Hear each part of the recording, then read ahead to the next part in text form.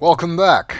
The blob of goo has absorbed Captain Quirk and is now attacking the Goliath, so I guess we'd better do something about that. Unfortunately, the SCS Eureka is perfectly equipped for handling space garbage, which is essentially what this blob is.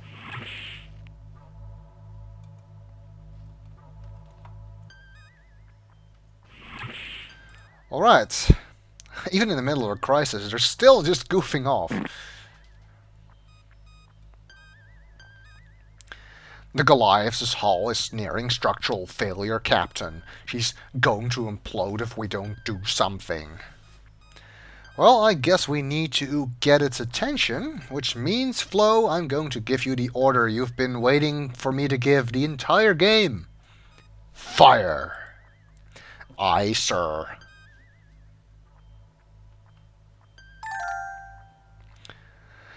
Decloaking, sir. Locking weapons. Eat plasma, blob face.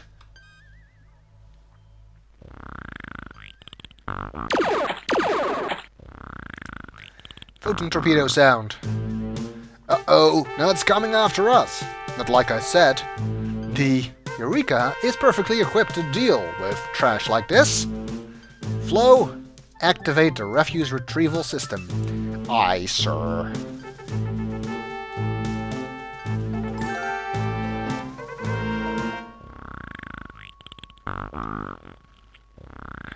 And there it goes.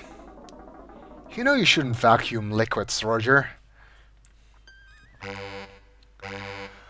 We've got the blob aboard, sir. Containment fields are holding at 200% capacity, but they won't last long. We're losing power, sir. The ship's going to fall apart any minute. If you ask me, that falls into the bad things category. Therefore, I believe that this would be an excellent time to abandon ship. Note that it's not actually necessary to give this order. They'll abandon ship anyway if you get up. But if you give the order, you get points, which is of course what we want. You don't have to tell me twice. I'm out of here.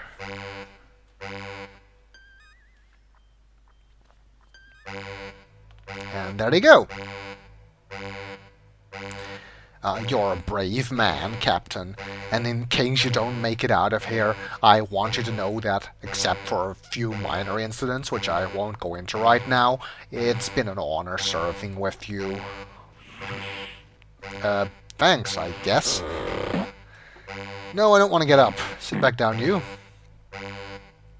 As we have this blob thing in our cargo hold, and of course we cannot let that thing survive. So it is time to use the self-destruct, which is actually an egg timer. Yes. And the buttons to activate and deactivate it look like a nuclear explosion. So, computer, activate the auto-destruct mechanism. Authorization Janeway Pi Omega 33 or something.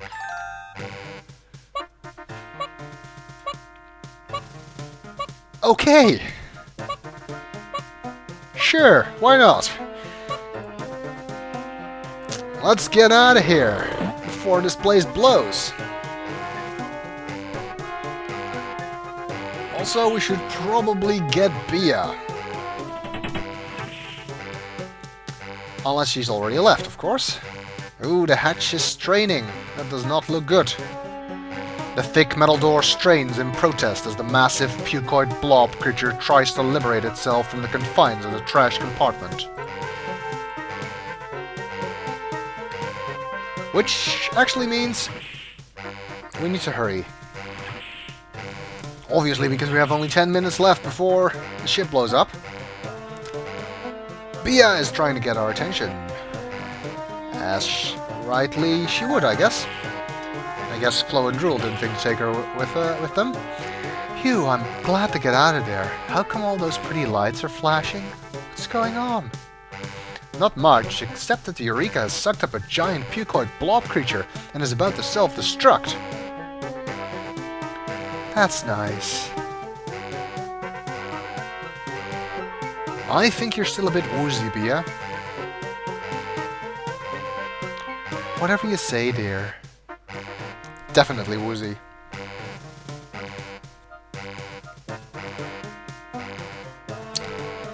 Right, okay, let's get out of here. Energize.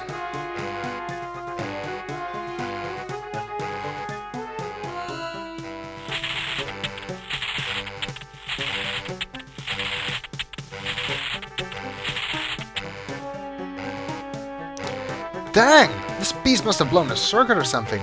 Excellent timing.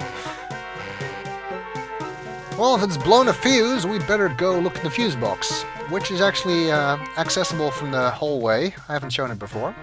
Also, if you think I was forgetting about Spike, no I wasn't, but if you pick him up now, Georgia will put him back when you leave. And that just wastes time. Uh-oh. Looks like the blob is getting free. The disgusting appearance of the blob is surpassed only by the rotten stench emanating from the creature. Phew, it's a good thing we don't have a smell icon in this game. But I like the smell icon. I miss it.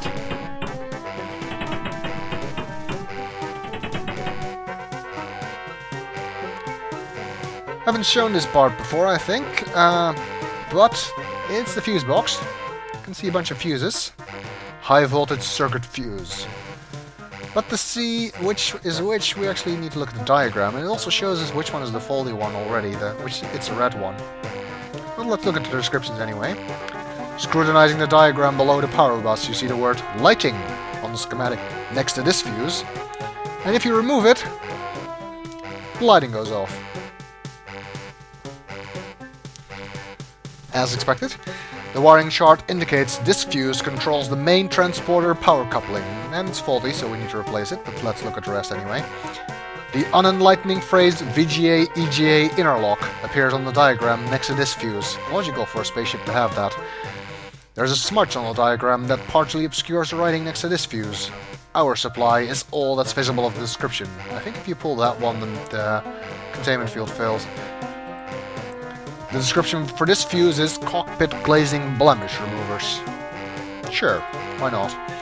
The diagram claims this fuse is to the life support systems. Better not pull that one then. So this is the one we need to replace. And we replace it with the fuse we found in the toolbox earlier in the game. There we go, now to get back to the transporters.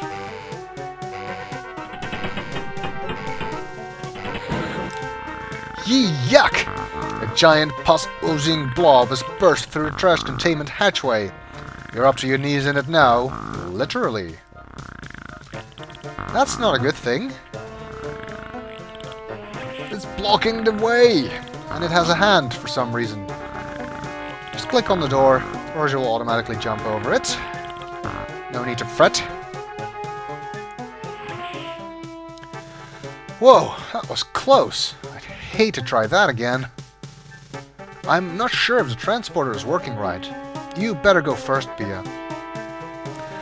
Oh, Roger, you're so self-sacrificing. Good, she didn't get killed. I guess the transporter checks out. I guess so. Now we get Spike.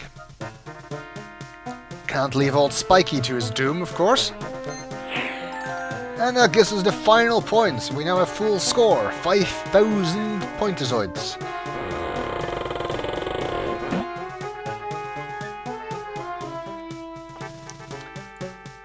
Which means it is time for us to finish the game.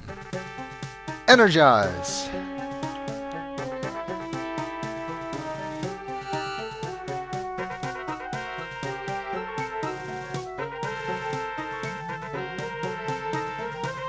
Drool, get us out of here. Flo, call Starcon and tell them what happened. There we go, and there goes the Eureka.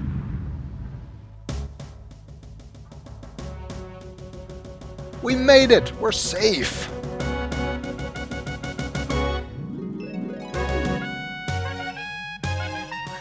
Congratulations, crew. A job well done. You deserve most of the credit, sir. Damn right I do. Yeah, without you, we'd never have beat those puked out mutants. Oh, Roger, you're the greatest. I can't believe I ever doubted you. Laying a course for Starbase 22, Drool. Prepare to make the jump to heinous speed.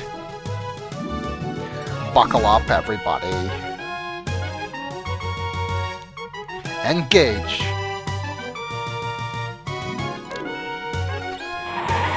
Ooh, I saw that. Looks like we're well on our way to getting that sun.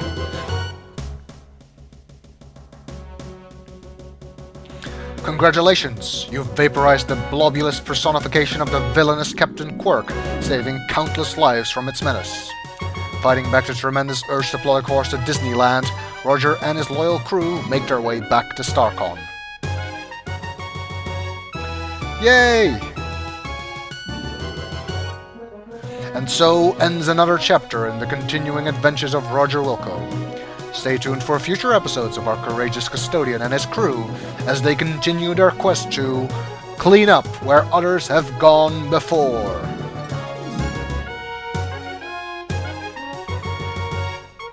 And that's the end!